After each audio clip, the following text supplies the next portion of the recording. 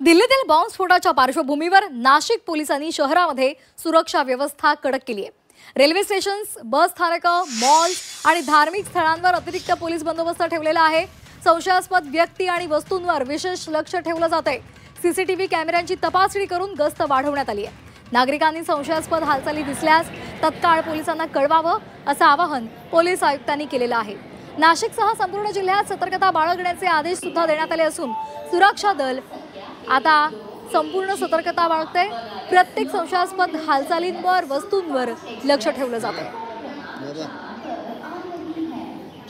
नाशिकमधली दृश्य पोलीस बंदोबस्त वाढवण्यात आलेला आहे। रेल्वे स्टेशनवर मोठ्या प्रमाणात पोलीस आहेत।